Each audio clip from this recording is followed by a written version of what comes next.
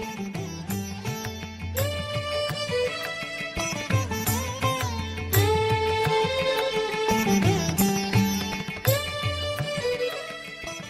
now like to call Dr. M.A. Venkatakrishnan to address the gathering, please. Asmat Guru Samarambam Yatishekara Madhyamam Lakshmi Vallabha Paryantam Vande Guru Paramparam Alvargal Vali Arulichayil Vali Talvadamil Kuravardam Vali Yelbar Muya Avargalurai Tavegal Dam Vali Sheyamarai Tanudane Shernd. In the Puranas, there is one sloka which is giving the definition for an acharya. Achinoti hi shastrarthan swayam acharate yasmat achare stapayatyapi tasmat acharya uchyate. The meaning of this sloka is that who is an acharya? Achinoti hi shastrarthan.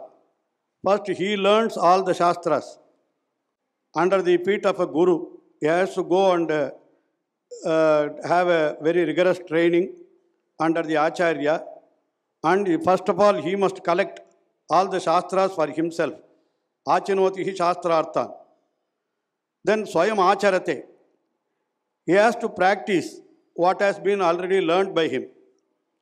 Then acharya stapayati. He also makes others to follow what has been said in the shastras.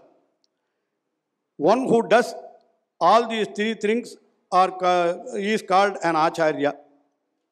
I think Professor Lakshmi Tatacharya was a living example for this particular definition. First of all, he learnt all the shastras under the traditional gurus. Not only the traditional shastras, but also modern education. In fact, he had been to Chennai to learn, that is MA Sanskrit. And he stayed at Triplicane for about more than 2 years or so, I think. At that time, he was living in a very small room in Yatirajamat. That Yatirajamat was now, it has been built in a big way. But in those days, it was in very, what should I say, in shabby conditions. But even Tatacharya did not mind about all those things. Since he was coming with some of his friends also, Rama Sharma kuda avaroda kuda vandirundar nenikkirappo. Avarum Chennai, ana avar vandu MA Sanskrit padikala. But Lakshmi Tatacharya vaasikkira poludhu Rama Sharma kuda irundar avaroda. Otherwise he would have stayed in our house. Because we are blood relations. Normally, எப்போ லக்ஷ்மி தாத்தாச்சாருடைய தகப்பனார் சுவாமி ஆழ்வார் சுவாமி எழுந்தருள் இருந்த பொழுது கூட அவர் எப்போ போகலாம் சென்னைக்கு வருவாரோ அவர் எங்காத்தில் தான் தங்குவார். நாங்கள் எப்போ வந்தாலும் ஆழ்வார் சுவாமியினுடைய திருமாளிகையில் தான் தங்குறோம். இப்போவும் கூட அதுதான் கண்டினியூ ஆகிட்டு இருக்கு. அந்த சமயத்தில் முதல்ல ஆழ்வார் சுவாமி சென்னைக்கு வந்திருந்த போது, when I was 5 years old, he first initiated me to Divya Prabandham. முதல்ல அவர் தான் எனக்கு கண்ணினுள் சிறுத்தாம் சொல்லிக் கொடுத்தார். அவருடைய, அதாவது என்னுடைய 5வது வயசில் 6வது வயசில் எங்கள் ஆற்றுல தங்கியிருந்த பொழுது லக்ஷ்மி தாத்தாச்சாருடைய ஃபாதர் ஸ்ரீமத் உபய வேதாந்த வித்வான் ஆழ்வார் சுவாமி. ஸோ முதல்ல அவரெண்ட சேர்த்து அவரெண்ட தான் அந்த திவ்ய பிரபந்தத்தில் இனிஷியேஷனே எனக்கு ஏற்பட்டது. அந்த ஃபேமிலியோட எனக்கு தேக பந்துத்துவம், பிளட் ரிலேஷன்ஷிப் இருந்தால் கூட ஆத்ம பந்துத்துவம் எப்படி ஏற்பட்டதுன்றது ரொம்ப ஆச்சரியமான விஷயம். When Lakshmi Tatacharya was staying there in Triplicane to, that is, pursue his studies in the Vivekananda College, our MA Sanskrit படிக்கிறார் அப்போ he started Sanskrit classes in Chennai. That Triplicaneல அப்போ சாயங்காலத்து வேளையில் ஃப்ரீ டைமில் என்ன பண்ணுவார்னா சான்ஸ்கிரிட் கிளாஸ் நடத்த ஆரம்பித்தார். லக்ஷ்மி தாத்தாச்சார், ராம் சர்மா 2 பேரும் சேர்ந்து தான் அந்த கிளாஸஸை நடத்தினா. அப்போது I was first, that is, initiated to Sanskrit learning only by Lakshmi Tatacharya. இன்னைக்கு சான்ஸ்கிரிட் திவ்ய பிரபந்தம் ரெண்டுத்துலேயும் எனக்கு ஏதாவது கொஞ்சமாவது தெரிஞ்சிருக்குதுன்னா அது காரணம், the first initiation came from Alwar Swami as well as his son Lakshmi Tatacharya. அவர் அந்த when he was at Triplicane, he not only pursued his higher education, MA Sanskrit in Vivekananda College, but also you want to undergo traditional kalakshepam under so many Swamis. Particularly, Karpangadu Swami was delivering lectures at Mailapur. It is about 3 or 4 kilometers from Triplicane, where he stayed. Lakshmitacharya used to attend that Kalakshepam very regularly.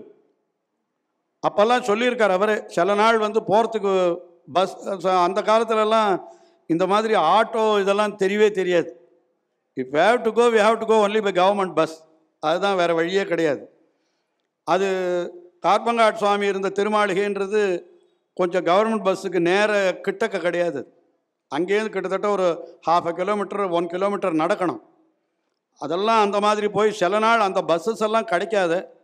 He just walked from Triplicane to Mailapur to undergo the Kalakshepam under Karpangad Swami. இவ்வளோ கஷ்டப்பட்டு அவர் learn பண்ணியிருக்காருன்னு ஆச்சினோத்தி சாஸ்திரார்த்தான்னு சொன்னால் எவ்வளோ கஷ்டப்பட்டு இது பண்ணிருக்கார். அதே சமயத்தில் அந்த ட்ரெடிஷ்னல் வேல்யூஸ் எதையுமே அவர் விடலை. See, while he was even Triplicane, he used to cook for himself. அதுவும் என்னன்னா அந்த காலத்து, இப்போ கடைசி வரைக்கும் அப்படி தான் இருந்தார், அது வேறு விஷயம். அந்த காலத்தில் இன்னும் கஷ்டப்பட்டு அவர் பண்ணினார்ன்றதுக்காக சொல்கிறேன். படிக்கிற காலத்தில் கணத்து ஜலத்தில் தான் சாப்பிடணும், கட்டை அடுப்பில் தான் தளிகை பண்ணணும், இதெல்லாம் வச்சுட்டு இருந்தார். You cook for himself only with well water and firewood. அதை வச்சு அவரே தளிகை பண்ணி அவரே சாப்பிட்டுண்டு. And in the Vivekananda college there was a professor Rajagopalan ஒருத்தர் இருந்தார். He was very much impressed with Tatacharya's dedication towards this learning as well as his religious practices. ரொம்ப அவருக்கு பிடிக்கும். And Lakshmi Tatacharya only initiated me in Sanskrit, I told you. And then when I finished my school education, when I want to join a college for some courses, Lakshmi Tatacharya asked me to take Sanskrit as a special subject. நீ சான்ஸ்கிரிட் பிஏவை படின்னு தான் அவர் தான் எனக்கு சொன்னார், Lakshmi Tatachar. Then I went to Vivekananda college, same காலேஜுக்கு நானும் போனேன். அங்கே படிக்கிற பொழுது அவர் ராஜகோபாலன் வந்து லக்ஷ்மி தாத்தாச்சாரை போலேயே நானும் இருப்பேன்னு நினச்சிட்டு என்னை சேர்த்து விட்டார். அவர் அந்த அளவுக்கு லக்ஷ்மி தாத்தாச்சாரத்தில் ரொம்ப அவருக்கு அஃபெக்ஷன் ஜாஸ்தி. And of course I did BA and MA. But Lakshmi Tatachariar came first rank. They got first rank in the university and got so many gold medals also. But எனக்கு அவ்வளோ தூரம்லாம் நான் வாங்கலை. இருந்தால் கூட because I was Lakshmi Tatacharya's brother, Rajagopalan appointed me as a lecturer in the department of Vaishnavism. அவர் என்ன சொன்னார், நீ Lakshmi தாத்தாச்சாரியுடைய brother ஆனதுனால நிச்சயமாக நீ பண்ணுவேன்னு எனக்கு தெரியும் அப்படின்னு சொல்லிட்டு அடிக்கடியில் அவர் என்னுடைய பிரதரை உன்னுடைய அண்ணாவுக்காக உனக்கு பண்ணுறேன், உன்னுடைய அண்ணாவுக்காக உனக்கு பண்ணுறேன்னு சொல்லியே எனக்கு நிறைய என்கரேஜ்மெண்ட் கொடுத்தார் professor Rajagopalan. So then Lakshmi Tatacharya here in Bangalore, he joined in the university or something like that. ஏதோ அவர் சான்ஸ்கிரிட் லெக்சராக அங்கே ஜாயின் பண்ணார். நான் மெட்ராஸ் யூனிவர்சிட்டியில், அதாவது அங்கே விவேகானந்தா காலேஜில் சான்ஸ்கிரிட் டிபார்ட்மெண்ட்டில் I joined as a lecturer. அதனால் 2 பேருடைய லைஃப்பும் கிட்டத்தட்ட அந்த லக்ஷ்மி தாத்தாச்சாரியுடைய கைடன்ஸில் அவர் பின்னாலேயே நானும் போயிட்டு இருந்தேன். He was a role model for me in each and every aspect of my life. So I can't explain all those things. நிறைய ஹெல்ப் பண்ணிருக்கார். And he established, all of you know that he established a very great institution, Academy of Sanskrit Research.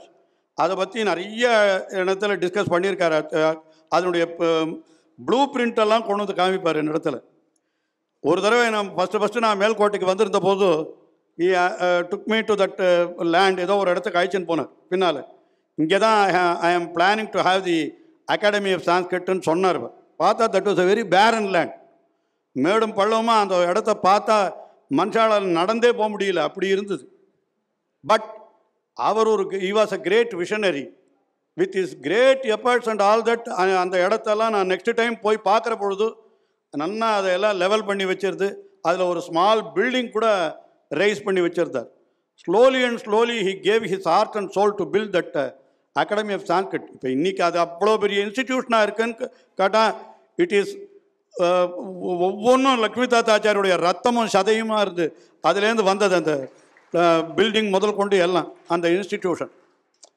And when he has to leave that institution, அவருக்கு அதோடு விட்டுறதுக்கு இஷ்டமில்லை. அப்போ தான் இந்த பின்னால் அது நின்று போயிடக்கூடாது அந்த மாதிரி ஆக்டிவிட்டீஸ்ன்றதுக்காகத்தான் இந்த சம்ஸ்கிருதி ஃபவுண்டேஷன் என்கிற ஆர்கனைசேஷனையே அவர் ஆரம்பித்து அதில் இன்னைக்கு his illustrious son, Dr. M.A. Alvar is carrying his legacy.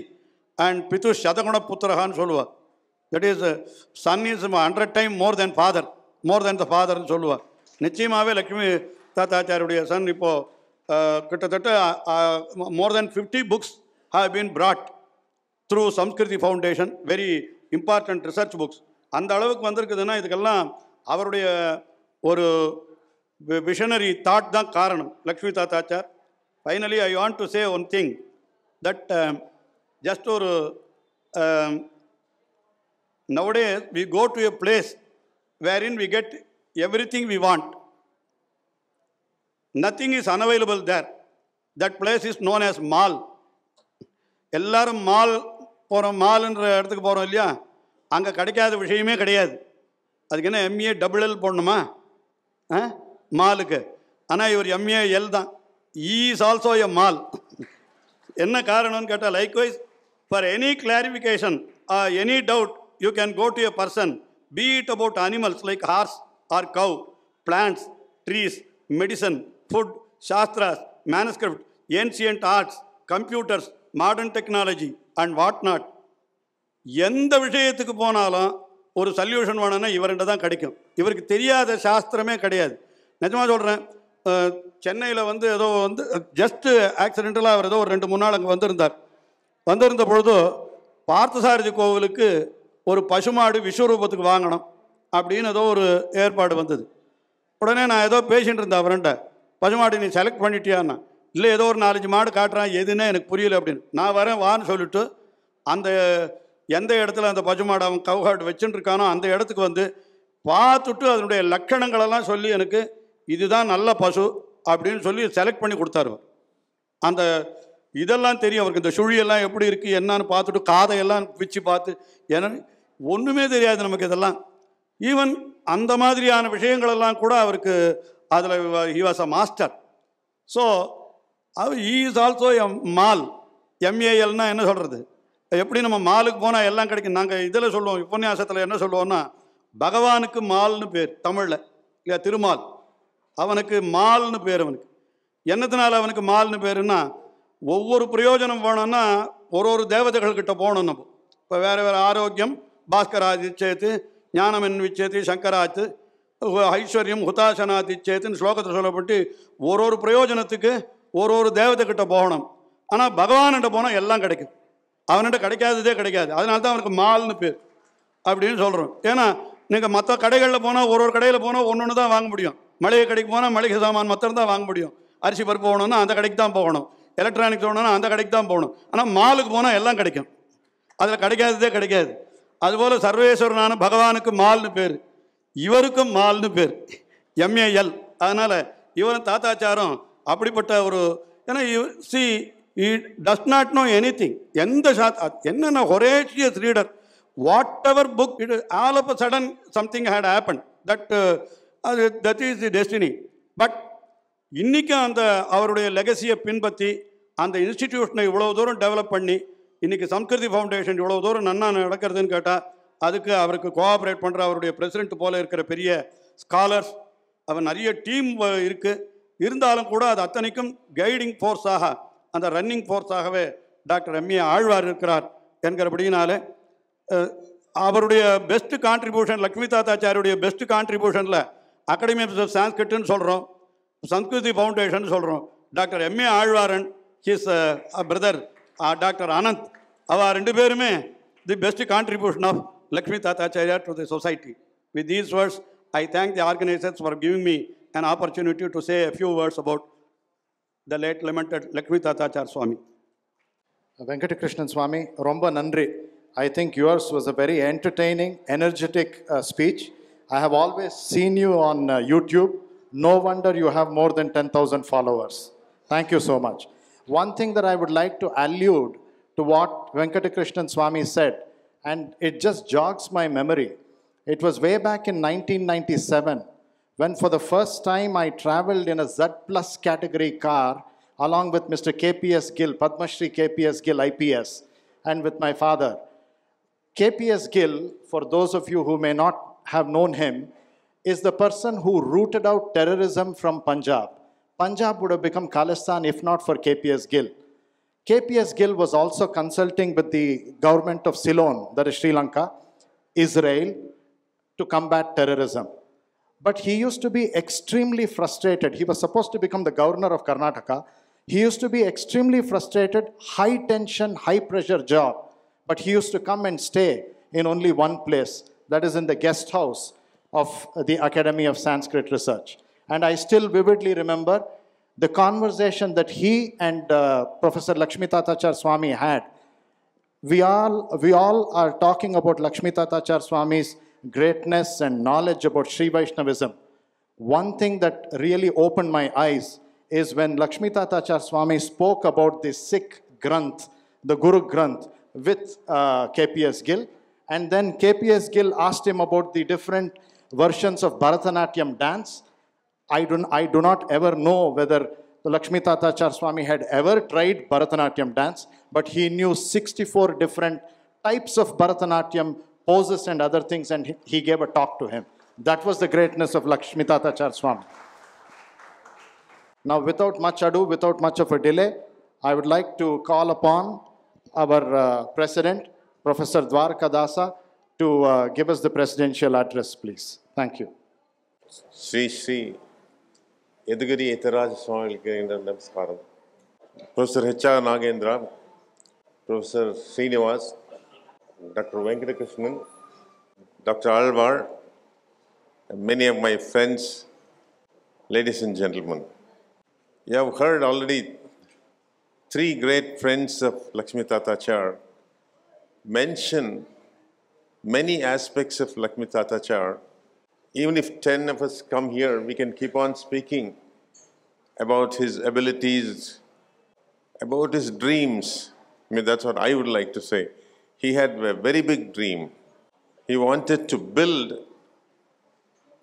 a knowledge system based on the Indian knowledge system that will apply not only to our country, but to the whole world. I came to know Lakshmi Tatachar. I will say Lakshmi Tatachar because I know him so very closely. I don't want to keep on saying professor, doctor, and so on. One of my brothers wanted to create a Kannada version of the Sri Bhashya, and somebody suggested to him, go and talk to Sri M.A. Parsarthi, the retired commissioner of Bangalore. He will help you. I don't know why that reference came to us, but when we met him, he told us, come with us. So both of us went with him. He took us directly to the Academy of Sanskrit in Melkote and said, here, this person will do the job for you. It was such a moment that the moment we met each other, he simply enveloped all my thoughts and he absorbed me into his own environment. I don't know what really happened afterwards, what kind of conversation took place and so on, but I know I became a follower of Lakshmi Tatachar. A few days later when I told him, I have taken Sanskrit as a second language, but I do not know how to speak in Sanskrit. Will you help me to do it? He thought for a while and told me, no, I will not do it. You are a metallurgist, you are a scientist. I know Sanskrit, I will look at all the manuscripts. The two of us together will find out what is there in those places about science. First I thought I was not very happy because he said no. When after a few days of work with him, I realized that he's talking about something much greater than just learning Sanskrit. Within a year after that I knew him, he said, let us have a conference on steel in ancient India, and we'll hold a conference in Melkote. I was one of those who had organized a number of conferences, of fairly large size and so on. But I was asking him, how can you hold it in Melkote? There are not even 6 or 7 rooms for people to stay. And when people come to Melkote, they think, what place is this? He said, no. Melkote is the center of learning in these ancient systems. We want people to come and take a look at it, learn from it. 3 months later, I was amazed to find out about 100 people. How he contacted them, I really do not know. All people, experts in steel in ancient India. That was the biggest thing. And without my knowledge, he had also collected a huge number of samples of steel belonging to some 200, 500, 700,000 years ago. I do not know how he collected them. I don't know where they are now. I'm not sure. But we produced a fairly good compendium of information about steel in India. He had said several times that Indians knew about metals, Indians knew about metallurgy, Indians knew perfect metallurgy. That's what he said. He also told me sometime that probably 6,000 years ago, Indians started making steel. He had one very great regret.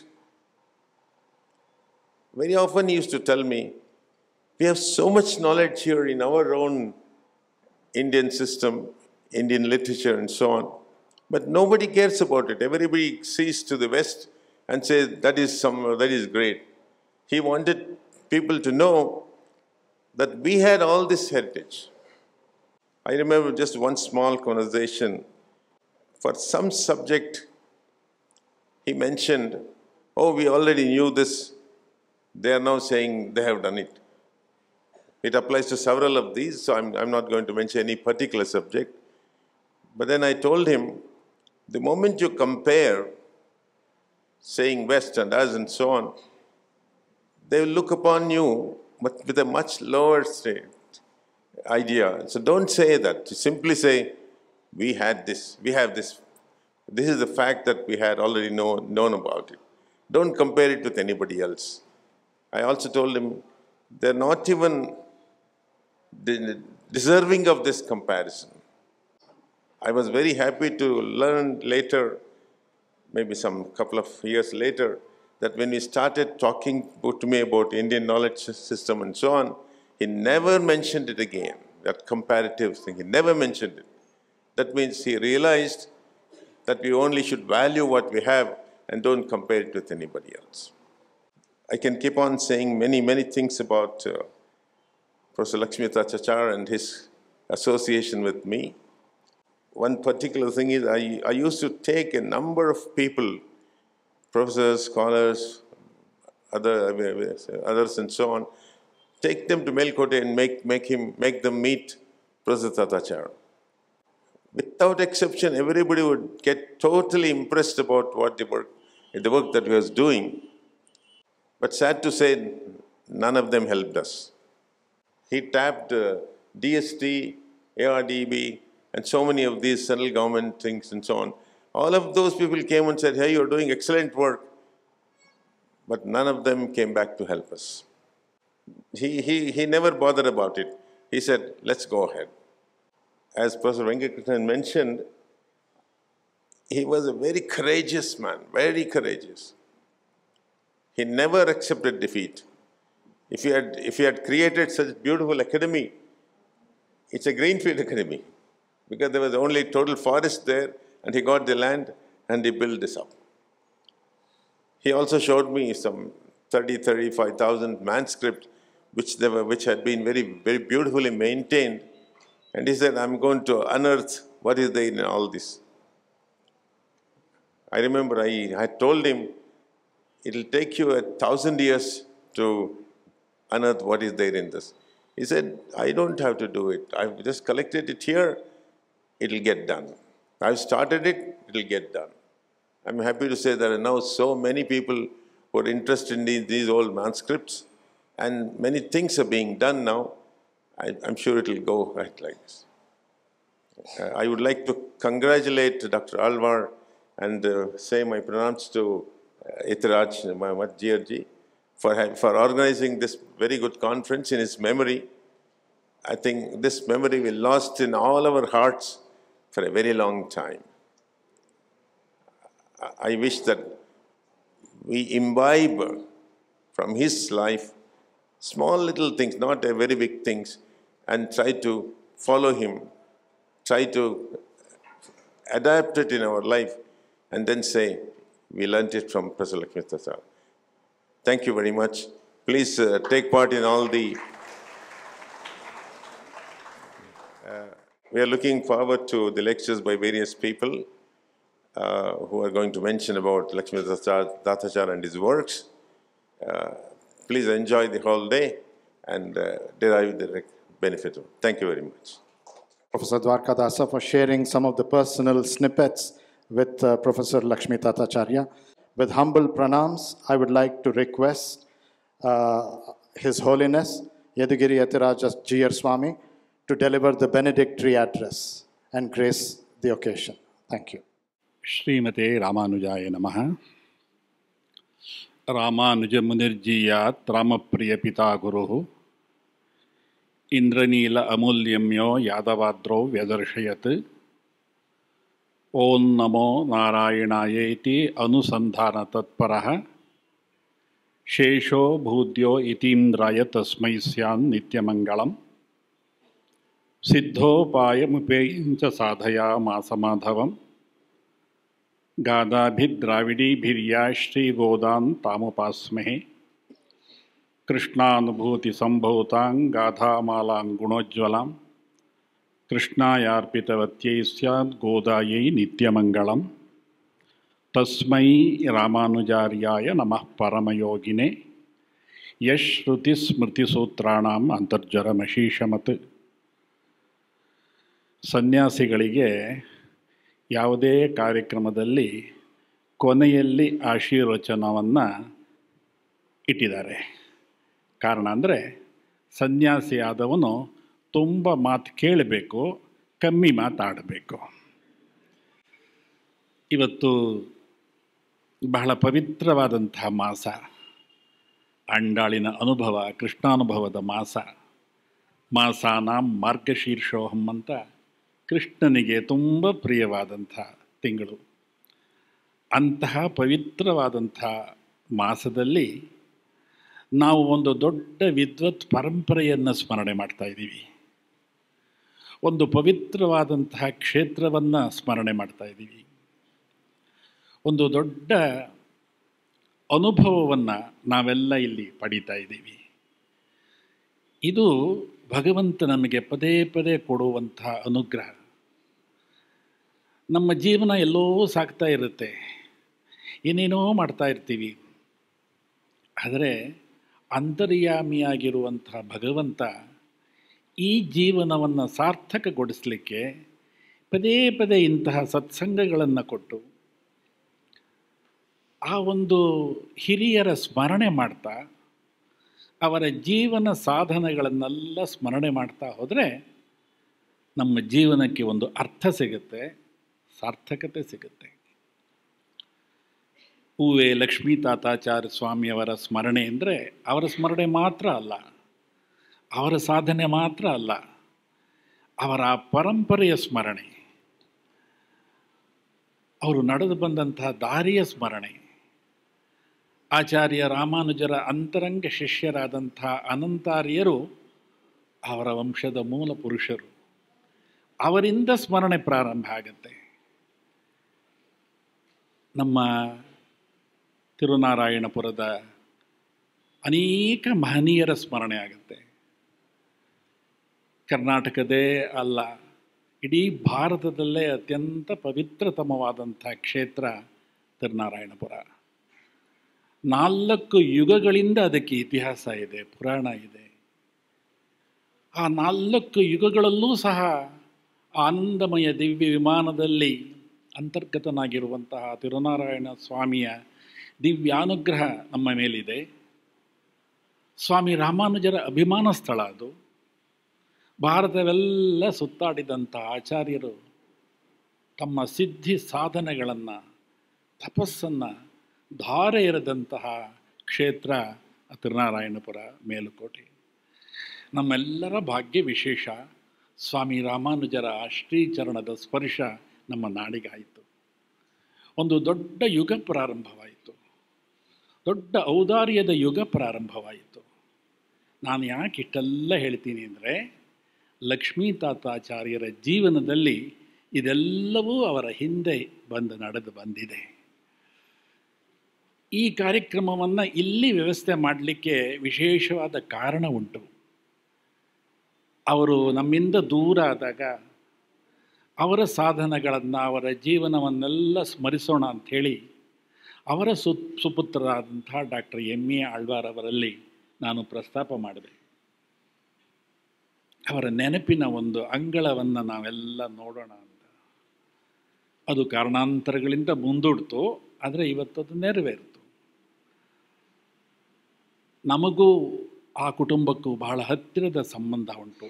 ನಮಗೂ ಶ್ರೀಮಠಕ್ಕೂ ಮತ್ತು ಅವರ ಕುಟುಂಬಕ್ಕೂ ಬಹಳ ಹತ್ತಿರದ ಸಂಬಂಧ ಉಂಟು.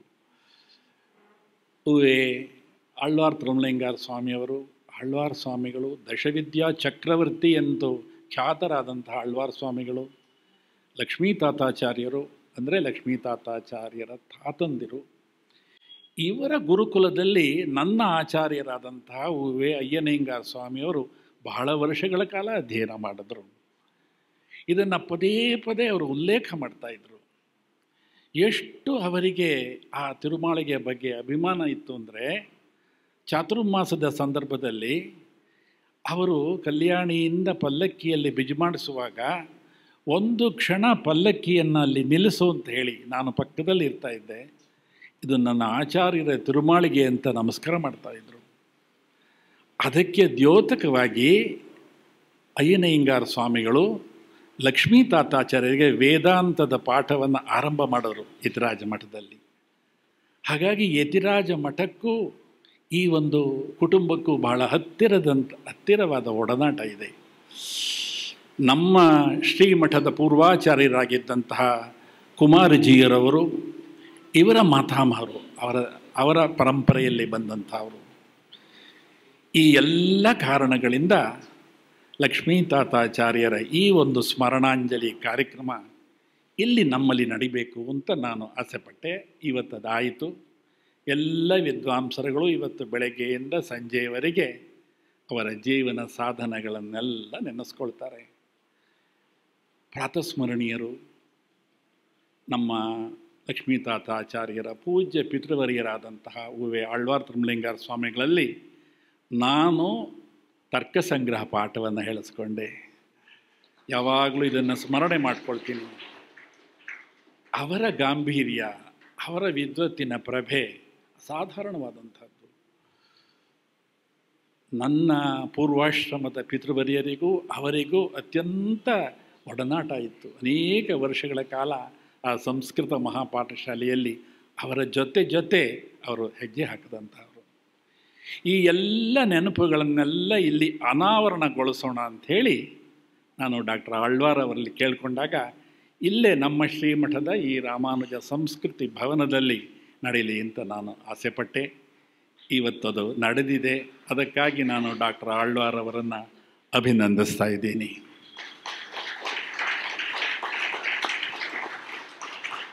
ನಮ್ಮ ಸನಾತನ ಭಾರತೀಯ ಸಂಸ್ಕೃತಿಯಲ್ಲಿ ಜ್ಞಾನ ಸಂಪತ್ತಿಗೆ ವಿಶೇಷವಾದಂತಹ ಮಹತ್ವ ಇದೆ. ಈ ಸಂಪತ್ತನ್ನು ಸಂರಕ್ಷಿಸಿ ಬೆಳೆಸುವಂತಹ ಕಾರ್ಯವನ್ನು ಅನೇಕರು ಮಾಡಿಕೊಂಡು ಬರ್ತಾ ಇದ್ದಾರೆ. ಅಂತಹವರಲ್ಲಿ ಡಾಕ್ಟರ್ ಎಂ.ಎ. ಲಕ್ಷ್ಮೀ ತಾತಾಚಾರ್ ಅವರು ಒಬ್ಬರು. ಅವರು ಈಗಾಗಲೇ ಎಲ್ಲರೂ ಮಾತಾಡಿದ್ದಾರೆ. ನಾನು ಮತ್ತೆ ಅದನ್ನು ಮಾತಾಡಿದ್ರೆ ಪುನರುಕ್ತಿ ದೋಷ ಬರುತ್ತೆ. ಆದರೂ ಸಹ ಹೇಳ್ತೀನಿ, ಅವರ ಬಹುಮುಖ ಪ್ರತಿಭೆ ಅಲ್ಲಿ ಅನಾವರಣಗೊಂಡಿತು. ನಾವೆಲ್ಲ ಬೆಳೆದಿರೋದು ಏನೋ ಒಂದು ಚೂರು ಈ ಸಂಸ್ಕೃತಿಗೆ, ಈ ನಾಡಿಗೆ, ಈ ನೆಲಕ್ಕೆ ಏನಾದರೂ ಒಂದು ಸೇವೆಯನ್ನು ಕೊಡ್ತೀವಿ ಅಂತ ಹೇಳಿದ್ರೆ ಅಲ್ಲಿರುವಂತಹ ತಿರುನಾರಾಯಣ ಕಾರಣ, ಅಲ್ಲಿರುವಂತಹ ಕಲ್ಯಾಣಿ ಕಾರಣ. ಆ ಕ್ಷೇತ್ರ ಅಷ್ಟು ಪವಿತ್ರತಮವಾದಂಥದ್ದು. ಕಲ್ಯಾಣಿಯ ಪಕ್ಕದಲ್ಲೇ ನಮ್ಮ ಡಾಕ್ಟರ್ ಉಮಾಕಾಂತ್ ಭಟ್ ಅವರು ಅನೇಕ ವರ್ಷಗಳು ಅಲ್ಲಿ ನೆಲೆಸಿದ್ರು. ಕಲ್ಯಾಣಿ, ಅಷ್ಟತೀರ್ಥಗಳು, ಸಪ್ತಕ್ಷೇತ್ರಗಳು, ಎಷ್ಟು ಪವಿತ್ರತಮವಾದಂತಹ ವಾತಾವರಣ. ಈ ವಾತಾವರಣಕ್ಕೆ ಅಲ್ಲಿದ್ದಂತಹ ಎಲ್ಲ ಪ್ರಾತಸ್ಮರಣೀಯರೆಲ್ಲ ಆ ಅನುಭವವನ್ನು ಪಡೆದರು. ಅದರಿಂದ ಅವರು ಚೈತನ್ಯವನ್ನು ಪಡೆದರು. ನಮ್ಮ ಊರಿನ ಆ ಮಹಾಲಕ್ಷ್ಮಿಯೇ ನಮ್ಮೆಲ್ಲರಿಗೂ ಭಿಕ್ಷೆ ಕೊಡುವಂಥದ್ದು. ಎಂತಹ ಒಂದು ಯೋಗದ ಸಂಗತಿ ಅಂದರೆ, ಇವತ್ತು ನಮ್ಮಿಂದ ಈ ಲೋಕಾರ್ಪಣೆ ಆದಂತಹ ಯಾದಗಿರಿ ಮಹಾತ್ಮೆಯನ್ನು ನನ್ನ ಪೂರ್ವಾಶ್ರಮದ ಪಿತೃವರ್ಯರಾದಂತಹ ಉವೆ ನರಸಿಂಹಿಂಗಾರ ಸ್ವಾಮಿಗಳು ಅನೇಕ ವರ್ಷಗಳ ಕಾಲ ದೇವಸ್ಥಾನದಲ್ಲಿ ನವರಾತ್ರಿಯ ಸಂದರ್ಭದಲ್ಲಿ ಈ ಯಾದಗಿರಿ ಮಹಾತ್ಮೆಯ ಪಾರಾಯಣವನ್ನು ಮಾಡ್ತಾಯಿದ್ರು. ಅವರು ಪ್ರತಿನಿತ್ಯ ಪಾರಾಯಣ ಮಾಡುವಂತಹ ಅಧ್ಯಾಯಗಳನ್ನು ಮನೆಯಲ್ಲಿ ಪಾರಾಯಣ ಮಾಡ್ತಾಯಿದ್ರು. ಹಾಗಾಗಿ ಆ ಶ್ಲೋಕಗಳೆಲ್ಲ ನಮಗೆ ಮನದಟ್ಟಾಯಿತು. ಯಾವಾಗಲೂ ಅವರು ಹೇಳ್ತಾ ಇದ್ದಂಥದ್ದು, ನಮ್ಮೆಲ್ಲರಿಗೂ ಭಿಕ್ಷೆ ಕೊಡುವಂತಹ ಮಹಾಲಕ್ಷ್ಮಿ ಯದಗಿರಿ ತಾಯಾರ ಅಂತ ಹೇಳ್ತಾಯಿದ್ರು. ಮಾತಾ ಸರ್ವಸ್ಯ ಲೋಕಸ್ಯ ಮಧುಸೂದನ ಮಾನಿನಿ ದರ್ವೀ ಮಾದಾಯ ಬಾಲಸ್ಯ ದದೋ ಭಿಕ್ಷಾಂಗೃಹೇ ಗೃಹೇ. ಆ ಬಡವ ನಾರಾಯಣನಿಗೆ, ಹಸುವಿನಿಂದ ತುಡಿತಾ ಇದ್ದಂತಹ ನಾರಾಯಣನಿಗೆ ತಾಯಿ ಭಿಕ್ಷಾಪಾತ್ರೆಯನ್ನು ಕೊಟ್ಟು ಆ ಯಾದವಾದ್ರಿಯ ಮನೆಗಳಿಗೆ ಹೋಗು ಅಂತ ಹೇಳಿದಾಗ ಸಾಕ್ಷಾತ್ ಯದಗಿರಿ ಮಹಾಲಕ್ಷ್ಮಿ ಮನೆಗೆ ಬಂದು ಅನ್ನ ಮಾತ್ರ ಕೊಡಲಿಲ್ಲ, ಅಷ್ಟೈಶ್ವರ್ಯಗಳನ್ನು ಕೊಟ್ಟರು, ರತ್ನಗಳನ್ನು ತುಂಬಿದ್ರು, ಚಿನ್ನವನ್ನು ತುಂಬಿದ್ರು. ಅವಳ ಅನುಗ್ರಹ ಅಪಾರವಾದಂಥದ್ದು.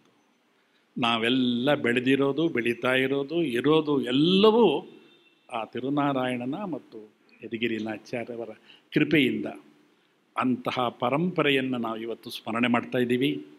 ಅವರೆಲ್ಲರೂ ನಮಗೆ ಒಂದು ಸೋಪಾನ ಘಟ್ಟವನ್ನು ಕಟ್ಟಿಕೊಟ್ಟಿದ್ದಾರೆ, ಸ್ನಾನಘಟ್ಟವನ್ನು ಕಟ್ಟಿಕೊಳ್ತಾ ಇದ್ದಾರೆ. ನದಿ ಹರಿತಾ ಇರುತ್ತೆ. ನದಿಯ ಎಲ್ಲ ಕಡೆ ನಾವು ಸ್ನಾನ ಮಾಡಲಿಕ್ಕೆ ಸಾಧ್ಯ ಇಲ್ಲ, ಅವಶ್ಯಕತೆಯೂ ಇಲ್ಲ. ಸನ್ನಿಯ ಸ್ನಾನ ಮಾಡಬೇಕಾದ್ರೆ ಒಂದು ಸ್ನಾನಘಟ್ಟ ಇರುತ್ತೆ. ಆ ಸ್ನಾನಘಟ್ಟಗಳನ್ನು ಈ ಎಲ್ಲ ಹಿರಿಯರು ನಮಗೆ ಮಾಡಿಕೊಟ್ಟಿದ್ದಾರೆ. ಒಂಥರ ಸಿದ್ಧವಾದಂತಹ ಪ್ರಸಾದವನ್ನು ನಮಗೆ ಕೊಟ್ಟಿದ್ದಾರೆ. ಅದು ನಮ್ಮ ಯೋಗ. ಅಂತಹ ಯೋಗವನ್ನು ನಾವೆಲ್ಲ ಅನುಭವಿಸ್ತಾ ಇದ್ದೀವಿ. ಈ ಜೀವನ ಸಾರ್ಥಕ ಆಗಬೇಕು. ಮನುಷ್ಯ ಜೀವನ ದುರ್ಲಭವಾದಂತಹದ್ದು. ಎಷ್ಟೋ ಜನ್ಮಗಳಾದ ಮೇಲೆ ಈ ಜೀವನ ಸಿಕ್ಕಿದೆ. ಅದರಲ್ಲಿ ಸಾರ್ಥಕತೆಯನ್ನು ಪಡಬೇಕಾದ್ರೆ ಇಂತಹ ಹಿರಿಯರ ಸ್ಮರಣೆ ಮಾಡಲೇಬೇಕು. ಕಠೋಪನಿಷತ್ತಿನ ನಚಿಕೇತ ಯಮ ಸಂವಾದದಲ್ಲಿ ಜೀವನದ ರಹಸ್ಯಗಳನ್ನೆಲ್ಲ ಹೊರಗಡೆ ತೆಗೆದುಕೊಟ್ಟಿದ್ದಾನೆ.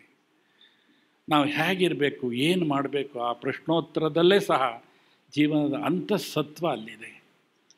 ಕ್ಷಣ ಕ್ಷಣವೂ ಭಗವಂತನ ಉಪಾಸನೆ ಮಾಡ್ತಾ, ಹಿರಿಯರನ್ನು ಈ ರೀತಿ ಸ್ಮರಣೆ ಮಾಡ್ತಾ ನಮ್ಮ ಜೀವನದ ಹೆಜ್ಜೆಗಳನ್ನು ಹಾಕಿದ್ರೆ ಆವಾಗ ಜೀವನ ಸಾರ್ಥಕ ಆಗುತ್ತೆ. ನನಗೆ ಇವತ್ತು ಬಹಳ ಸಂತೋಷ, ಹೆಮ್ಮೆ, ತೃಪ್ತಿ ಎಲ್ಲವೂ ಆಗಿದೆ. ಉವೆ ಲಕ್ಷ್ಮೀ ತಾತಾಚಾರ್ಯರವರ ಈ ಒಂದು ಸ್ಮರಣೆ, ಜೀವನ ಸಾಧನೆಗಳೆಲ್ಲ ನಮ್ಮ ಯತಿರಾಜ ಮಠದಲ್ಲಿ, ನಮ್ಮ ರಾಮಾನುಜ ಸಂಸ್ಕೃತಿ ಭವನದಲ್ಲಿ ಅನಾವರಣಗೊಂಡಿದ್ದು ನನಗೆ ತುಂಬ ಸಂತೋಷ ತಂದಿದೆ. ಆ ಪರಂಪರೆ, ಆ ವಿದ್ವತ್ ಪರಂಪರೆ ಇದೆಯಲ್ಲ, ಬಹಳ ದೊಡ್ಡದು. ಅವರೆಲ್ಲರೂ ನಮಗೆ ಪ್ರಾತಸ್ಮರಣೀಯರು, ವಂದನೀಯರು. ಇವತ್ತು ಇಡೀ ದಿವಸ ಅವರನ್ನು ನಾವು ಸ್ಮರಣೆ ಮಾಡ್ತೀವಿ. ಅವರ ಜೀವನವನ್ನು ಹತ್ತಿರದಿಂದ ನೋಡ್ತೀವಿ. ಅವರ ಆ ಒಂದು ಸಿದ್ಧಿ ಸಾಧನೆಗಳನ್ನೆಲ್ಲ ನೋಡ್ತೀವಿ. ನಮ್ಮ ಮೇಲುಕೋಟೆಯ ಆ ಒಂದು ದಿವ್ಯ ಪರಂಪರೆ ಇದೆಯಲ್ಲ, ಹಿರಿಯರ ಪರಂಪರೆ, ಅವರೆಲ್ಲ ಪ್ರಾತಸ್ಮರಣೀಯರು. ಅವರೆಲ್ಲ ಏಕಾಂತವಾಗಿದ್ದಂಥವರು. ತಮ್ಮ ಜ್ಞಾನವನ್ನು ಎಲ್ಲೋ ಪ್ರಚಾರಕ್ಕೆ, ಖ್ಯಾತಿಗೆ ಉಪಯೋಗಿಸಿದಂಥ ಎಂತೆಂಥ ಮಹಾವಿದ್ವಾಂಸರಿದ್ದರು.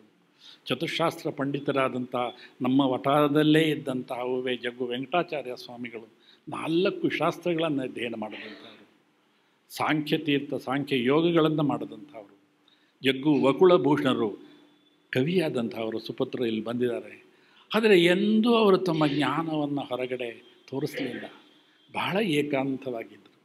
ಇದು ನಮ್ಮ ರಾಮಾನುಜ ಸಿದ್ಧಾಂತದ ತಿರುಳು.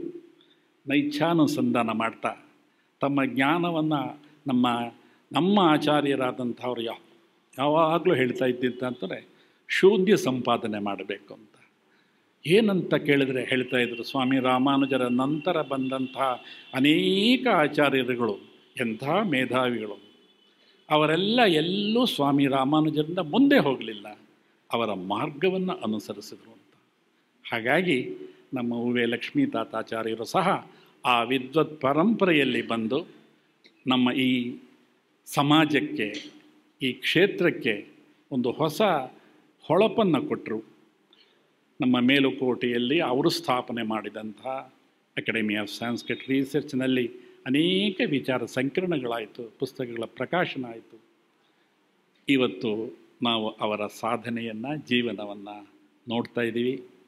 ಹಾಗಾಗಿ ಡಾಕ್ಟರ್ ಎಮ್ ಇ ಆಳ್ವಾರ್ ಅವರಿಗೆ ನಾನು ಅಭಿನಂದನೆಗಳನ್ನು ಹೇಳ್ತಾ, ಇವತ್ತು ವ್ಯಾಸ ಯೂನಿವರ್ಸಿಟಿಯ ವೈಸ್ ಚಾನ್ಸಲರ್ ಬಂದಿದ್ದಾರೆ, ಅವರಿಗೆ ನೆನಪಿದೆಯೋ ಇಲ್ಲವೋ ಗೊತ್ತಿಲ್ಲ, ನಾನು ನೆನಪು ಮಾಡ್ತಾಯಿದ್ದೀನಿ. ಅದರ ಪ್ರಾರಂಭೋತ್ಸವಕ್ಕೆ ಈಗ 50 ವರ್ಷಗಳ ಹಿಂದೆ ನಾನು ಹೋಗಿದ್ದೆ. ಯಾರ ಜೊತೆ ಹೋಗಿದ್ದೆ ಅಂದರೆ, ನಮ್ಮೆಲ್ಲರಿಗೂ ಆದರ್ಶರಾದಂತಹ, ಪ್ರಾತಸ್ಮರಣೀಯರಾದಂತಹ, ಅವರ ಮಾರ್ಗದರ್ಶನದಲ್ಲಿ ನಾನು ನಡೀತಾ ಇದ್ದಂತಹ ಹೋವೆ ಶೇಷಾದ್ರಿಯವರ ಜೊತೆಯಲ್ಲಿ ನಾನು ಅಲ್ಲಿಗೆ ಬಂದಿದ್ದೆ.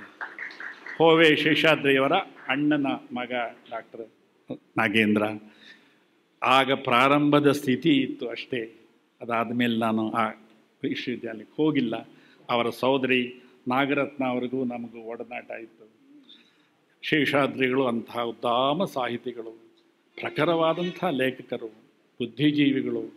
ರಾಷ್ಟ್ರೀಯ ಸ್ವಯಂ ಸೇವಾ ಸಂಘಕ್ಕೆ ಅವರ ಕೊಡುಗೆ ಅಪಾರವಾದಂಥದ್ದು. ಶ್ರೀನಿವಾಸ್ ವರ್ಕೇಡಿಯವರು, ಅವರು ಭಾರತದಲ್ಲಿರುವಂಥ ಎಲ್ಲ ವಿಶ್ವವಿದ್ಯಾನಿಲಯದ ಕುಲಪತಿಗಳಾಗ್ತಾ ಇದ್ದಾರೆ. ಅವರ ಸಂಸ್ಕೃತ, ಅವರ ಜ್ಞಾನ. ದ್ವಾರಕಾನಾಥ್ ಅವರು ಈ ಸಂಸ್ಕೃತಿ ಫೌಂಡೇಶನನ್ನು ಬಹಳ ಸಮರ್ಥವಾಗಿ ನಡೆಸ್ತಾ ಇದ್ದಾರೆ. ಹೀಗೆ ಬರಲಿ. ವೆಂಕಟಕೃಷ್ಣನ್ ಸ್ವಾಮಿಯವರು ನನಗೆ ನೆನಪಾಗಿದ್ದು, ಉವೆ ಲಕ್ಷ್ಮೀ ತಾತಾಚಾರ್ಯರು ಚೆನ್ನೈಗೆ ಹೋಗಿದ್ದು ಕಾಲಕ್ಷೇಪ ಮಾಡಲಿಕ್ಕೆ, ವೇದಾಂತ ದರ್ಶನದ ಅನುಭವಕ್ಕೆ ಹೋದ್ರವ. ಅವರ ಜೊತೆ ರಾಮಾಶ್ಮನಿ ಕೃಷ್ಣೇಂಗಾರಿದ್ದರು, ಹರಿಹರ ಶ್ರೀರಾಮ ಶರ್ಮ ಇದ್ದರು. ಇವರು 3 ಜನ 2 ವರ್ಷಗಳ ಕಾಲ ಅಲ್ಲಿದ್ದರು. ನಮ್ಮ ಲಕ್ಷ್ಮೀ ತಾತಾಚಾರ್ಯರ ಬಹುಮುಖ ಪ್ರತಿಭೆಯನ್ನು ಇವತ್ತು ನಾವು ಸ್ಮರಿಸ್ತಾ, ಅವರು ಮೈಸೂರಿನಲ್ಲಿ ದೇಶಿಕಾಚಾರ್ ಅನ್ನುವಂಥ ದೊಡ್ಡ ಕಲಾವಿದರಿದ್ದರು. ಅವರಲ್ಲಿ ವೇಣುವಾದನವನ್ನು ಅವರು ಅಭ್ಯಾಸ ಮಾಡಿದ್ರು. ಸಂಗೀತದಲ್ಲೂ ಅವರದ್ದು ಅಭಿರುಚಿ ಇತ್ತು.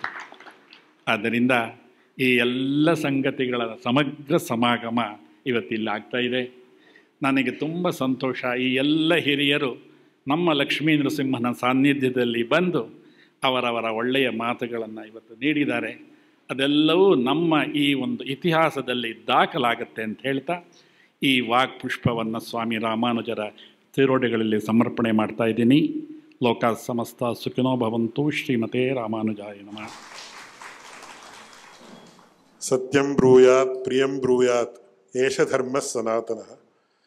ಈ ಒಂದು ಉಕ್ತಿಗೆ ಅನುಗುಣವಾಗಿ ಪೂಜ್ಯ ಸ್ವಾಮಿಗಳವರು ಎಲ್ಲವನ್ನು ಹೇಳಿಬಿಟ್ಟಿದ್ದಾರೆ. ಯಜ್ಞಾತ್ವಾ ನೇಹ ಭೂಯೋ ಅನ್ಯತೆ ಜ್ಞಾತವ್ಯಂ ಅವಶಿಷ್ಯತೆ ಅಂತ ಭಗವದ್ಗೀತೆಯಲ್ಲಿ ಮುಗಿಯುತ್ತೆ. ಅದೇ ರೀತಿ ಪೂಜ್ಯ ಸ್ವಾಮಿಗಳು ಹೇಳಿದ್ದಾರೆ. ಅದರಿಂದ ಇನ್ನು ಮುಂದಕ್ಕೆ ಹೇಳಿದ್ರೆ ಅದು ಅಪಚಾರ ಆಗುತ್ತೆ. ಅವರಿಗೆ ನನ್ನ ಪ್ರಣಾಮಪೂರ್ವಕವಾದಂತಹ ಒಂದು ಕೃತಜ್ಞತೆಯನ್ನು ಸಲ್ಲಿಸ್ತೇನೆ. ಇನ್ನು ಮತ್ತೆ ಈಗಾಗಲೇ ಸಮಯ ಕಳೆದಿದೆ, ಅದರಿಂದ ವಂದನಾರ್ಪಣೆಯನ್ನು ಔಪಚಾರಿಕವಾಗಿ ಮಾಡಿ ಅವರೆಲ್ಲರನ್ನೂ ಗೌರವಿಸುವ ಸೌಭಾಗ್ಯ ನನಗೆ ಸಿಗಲಿ ಅಂತ ಕೇಳ್ಕೊಳ್ತಾ ಅವರಿಗೆ ಒಂದು ಸನ್ಮಾನವನ್ನು ಮಾಡ್ತೀನಿ.